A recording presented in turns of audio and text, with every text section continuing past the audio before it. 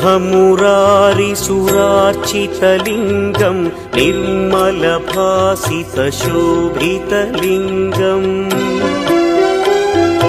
जन्मजदुःखविनाशकलिङ्गं तत्प्रणमामि सदा शिवलिङ्गम् देवमुनिप्रवरार्चितलिङ्गं कामदहन करुणाकरलिङ्गम् रावणदर्पविनाशकलिङ्गं तत्प्रणमामि सदा शिवलिङ्गम्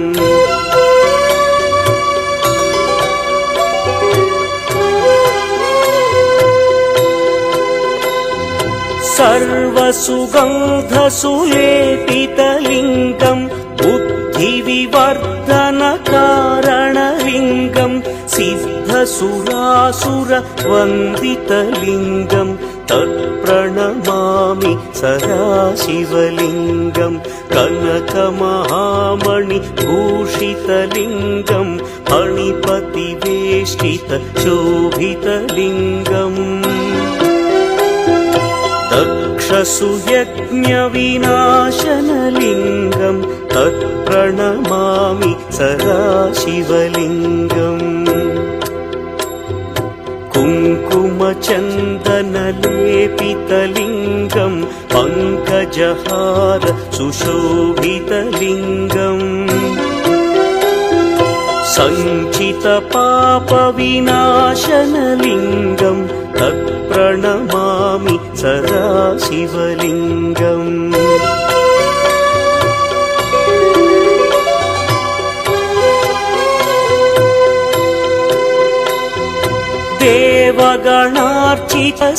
देवगणार्चितसेवितलिङ्गं भावैर्भक्तिभिरेव च लिङ्गं दिनकरकोटिप्रभाकरलिङ्गं तत्प्रणमामि सदा शिवलिङ्गम् अष्टदलोपरिवेष्टितलिङ्गं सर्वसमुद्भवकारणलिङ्गम्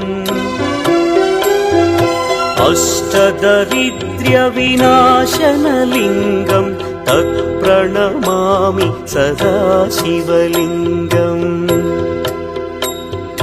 सुरगुरुसुरवरपूजितलिङ्गं सुरवनपुष्पसदार्चितलिङ्गम्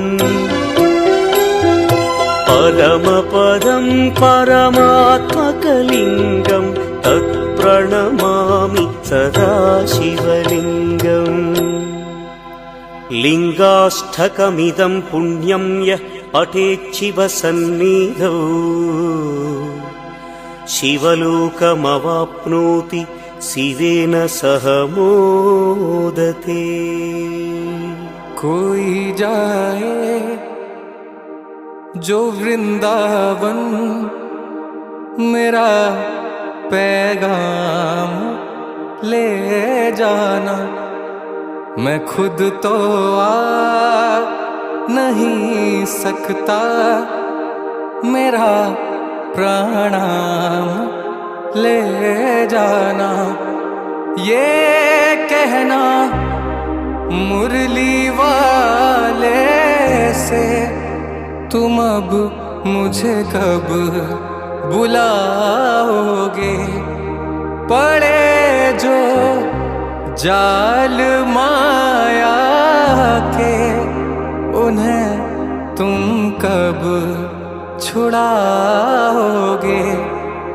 मेरा जो हाल पूछें तो मेरे आंसू बता देना। कोई जाए जो वृंदावन